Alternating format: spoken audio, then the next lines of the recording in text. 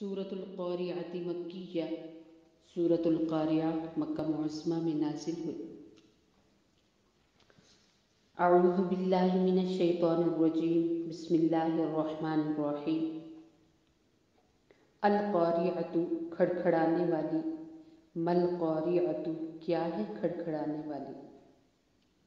قیامت کے بہت سارے نام ہیں جو متعدد موقعوں پر گزر چکے ہیں۔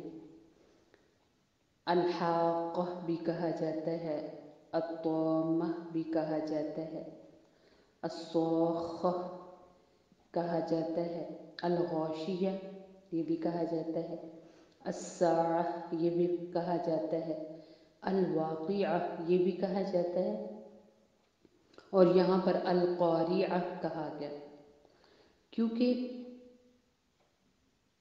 قاریہ وہ ایسی کھڑکھڑاہٹ ہوگی، ایسی شدید آواز ہوگی کہ انسان اس آواز سے دہل جائے گا۔ وما ادراک، اور کس نے بتایا آپ کو، مل قارعہ کیا ہے کھڑکھڑانے والی؟ یوم جس دن یکون ہو جائیں گے، ناسو تمام لوگ، کل فراش المبثوث بکھرے ہوئے پروانوں کی طرح۔ جس طریقے سے گرمیوں کے اندر ساون کے خاص کر کے موسم میں رات کے وقت بلب کے ارد گرد، روشنی کے ارد گرد کیڑے مکوڑے اڑ رہے ہوتے ہیں، اور جب صبح کا سورج نکلتا ہے، صبح کی روشنی پھیلتی ہے تو وہ وہاں پر ڈھیر ہوئے ہوتے ہیں۔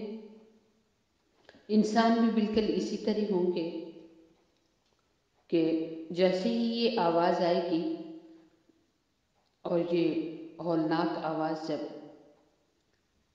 شروع ہوگی آنی تو لوگ گر جائیں گے، اور وہ ایسے گرے ہوں گے جیسے بکھرے ہوئے پتنگے ہوتے ہیں۔ وَتَكُونُ الْجِبَالُ، اور ہو جائیں گے پہاڑ، كَالْعِهْنِ الْمَنفُوشِ، رنگین اون کی طرح یا دھنی ہوئی رنگین اون کی طرح۔ اتنے مضبوط ترین پہاڑ ہلکے پھلکے روئی کے گالوں کی طرح اڑیں گے۔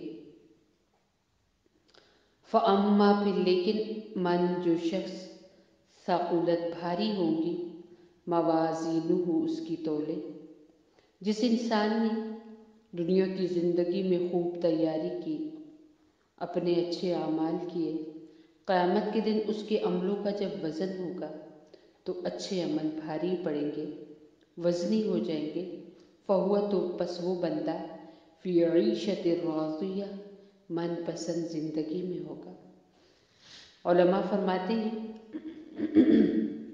جس نے دنیا کی زندگی اللہ رب العزت کی فرما برداری میں گزاری، اللہ رب العزت کی چاہت میں گزاری، اللہ قیامت کے دن حساب لینے کے بعد، اس کے اعمال کا وزن کرنے کے بعد اسے کہیں گے اب جیسے دل چاہتا ہے ویسے رہ، من پسند زندگی میں اس کو مل جائے گی۔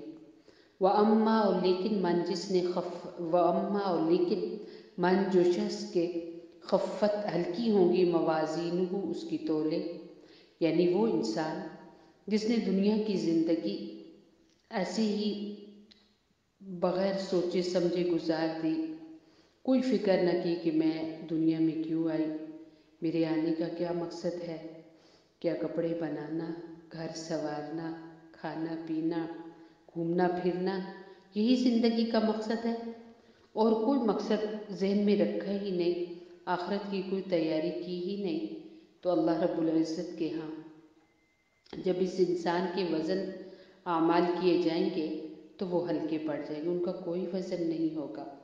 تو ایسا انسان فَأُمُّهُ، تو اس کا ٹھکانہ حاویۃ، حاویہ ہے۔ حاویہ جہنم کے ایک حصے کا نام ہے، اور اس کو حاویہ اس لیے بھی کہتے ہیں کہ یہ سب سے گہری جگہ ہے۔ ایسا انسان جس نے بھی فکری کی زندگی گزاری وہ جہنم کے گہرے گڑھے میں گر جائے گا۔